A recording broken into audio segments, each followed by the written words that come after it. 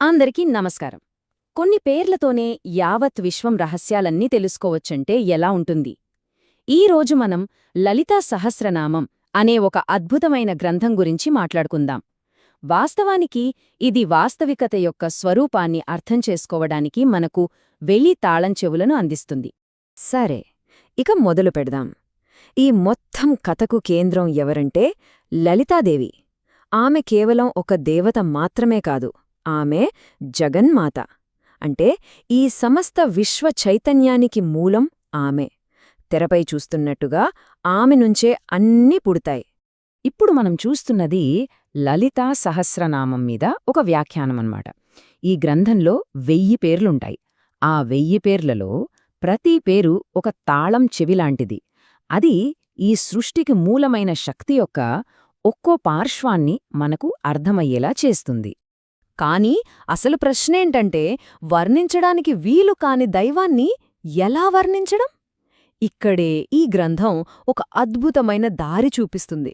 అంటే దైవం యొక్క నిరాకార అమూర్త స్వభావానికి, అలాగే మనం చూడగలిగే రూపంలో ఉన్న దైవానికి మధ్య ఒక వంతెనను నిర్మిస్తుందన్నమాట. ఉదాహరణకి చూడండి, ఈ గ్రంథం పవిత్రమైన జ్యామితిని వాడుకుంటుంది. నిరాకారంగా ఉండే దైవానికి ఒక భావనాత్మక రూపాన్నివ్వడానికి యంత్రాలన్నీ వాడతారన్మాట. దీనివల్ల ఏమవుతుందంటే, అనంతమైన ఆ తత్వాన్ని మనసు కాస్తైనా పట్టుకోగలుగుతుంది. సరే, అయితే ఆ మొదటి నామమేంటో, దానివల్ల మనకేమర్థమవుతుందో ఇప్పుడు చూద్దాం. ఆ 1000 నామాల్లో మొట్టమొదటిది శ్రీమాత, అంటే శుభప్రదమైన తల్లి అనర్థం. ఈ ఒక్క పేరుతోనే ఆమె పాత్ర ఏంటో స్పష్టంగా తెలుస్తుంది. సృష్టికి, పోషణకు, పవిత్రమైన మంచిదైన ప్రతిదానికి మూలం ఆమెనని ఇది స్థాపిస్తుంది. ఇక్కడ శ్రీ అనే పదానికి చాలా శక్తివంతమైన అర్థాలున్నాయి. అది కేవలం శుభం మాత్రమే కాదు, సంపద, జ్ఞానం, అందం, విజయం ఇలాంటి విశ్వంలో ఉన్న ముఖ్యమైన లక్షణాలన్నింటికీ ఆమె తల్లి. అందుకే శ్రీమాత. ఈ గ్రంథం ఆమె ఎంత ఆదిమమైనదో, ఎంత పురాతనమైనదో నొక్కి చెప్తుంది. అంటే ఈ విశ్వకథ మొత్తం ఎక్కడ మొదలైందంటే ఆమె దగ్గరే. ఆమె అన్నిటికీ మూలం అని అర్థం. సరే, ఆమెను సృష్టికర్తగా చూశాం కదా. ఇప్పుడు ఈ గ్రంథం ఆమెను ఒక పాలకురాలిగా మనకు పరిచయం చేస్తోంది. ఇది కేవలం బయటి ప్రపంచాన్ని పాలించడం గురించే కాదు, మన లోపలి ప్రపంచం గురించి, మన అంతర్గత శక్తి గురించి కూడా వివరిస్తోంది. ఆ తరువాత వచ్చే పేరే శ్రీ మహారాజ్ఞి. దీని అర్థం చాలా స్పష్టం, గొప్ప మహారాణి. అంటే ఈ సమస్త విశ్వాన్ని పాలించే సర్వోన్నత శక్తి ఆమె. ఇప్పుడు అసలు విషయం చూడండి.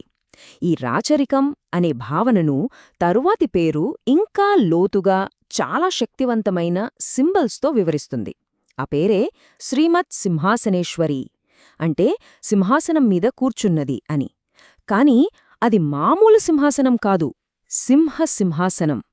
ఇక్కడ సింహం దేనికి ప్రతీక అంటే ఆమెకున్న శక్తికి. ఏ శక్తి? అధర్మాన్ని, అంటే చెడు శక్తుల్ని జయించి విశ్వంలో ధర్మాన్ని నిలబెట్టే శక్తికి ప్రతీక. అయితే ఇక్కడే వ్యాఖ్యానం ఒక అద్భుతమైన, చాలా లోతైన అంతరార్థాన్ని మన ముందుంచుతుంది.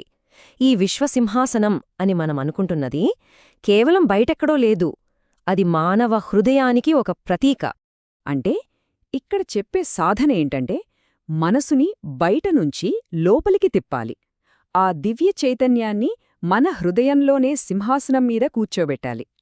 అలా చేసినప్పుడు వ్యక్తిలో ఒక గొప్ప పరివర్తన వస్తుంది. ఇప్పటిదాకా మనం ఆమెను తల్లిగా, ఒక పాలకురాలిగా చూశాం. ఇప్పుడు అసలామె ఈ విశ్వంలో ఎలా ఆవిర్భవించింది, ఆ సృష్టి జరిగిన క్షణం ఎలా ఉంటుందో ఈ గ్రంథం వివరిస్తుంది. ఆ పేరు చిదగ్నికుండ సంభూత. వినడానికి కొంచెం కష్టంగా అనిపించొచ్చు, కాని దీని అర్థం తెలిస్తే విశ్వం ఎలా పుట్టిందో ఒక అందమైన చిత్రం మన కళ్ల ముందు ఆవిష్కృతమవుతుంది. సృష్టి ఎలా జరిగిందో ఇదొక క్రమంలో వివరిస్తుంది. చూడండి, అంతా నిశ్శబ్దంగా ఉన్నప్పుడు ఆ విశ్వచైతన్యంలో ఒక చిన్న ఆలోచన మొదలవుతుంది, ఒక సంకల్పం. ఆ సంకల్పం లక్షల సూర్యుల కాంతితో ఒక చైతన్యాగ్నిగా మండుతుంది. ఇక ఆ అగ్ని నుంచే ఈ లోకాలన్నీ, జీవులన్నీ పుడతాయి. అంటే చూడండి ఎంత అద్భుతమో! ఏ శక్తి అయితే ఈ విశ్వాన్ని సృష్టించిందో అదే శక్తి మనలోని అజ్ఞానాన్ని భ్రమలను కూడా కాల్చేసి మనకు జ్ఞానోదయం కలిగిస్తుంది. సో ఇప్పటిదాకా మనం చూసింది బట్టి అర్థమయ్యే విషయమేంటంటే ఇవి కేవలం పేర్ల జాబితా కాదు, ప్రతి పేరు ఇంకో పేరుతో కలిసి ఒక సంపూర్ణమైన కథను మనకు చెప్తున్నాయి. ఒక్కసారి ఆలోచించండి. కేవలం ఈ కొన్ని పేర్లతోనే మనం ఎక్కడినుంచి ఎక్కడికి ప్రయాణించాం.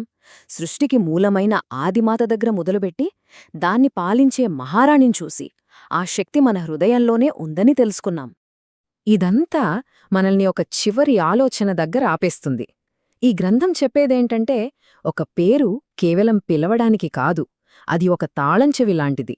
దేనికి? మన బయట ఉన్న విశ్వాన్ని, అంతకన్నా ముఖ్యంగా మన లోపలున్న వాస్తవాన్ని అర్థం చేసుకోవడానికి. మరి కేవలం 4-5 పేర్లకే ఇంత కథ ఉంటే మిగిలిన 1000 పేర్లు ఇంకెన్ని రహస్యాలను ఆవిష్కరించగలవో?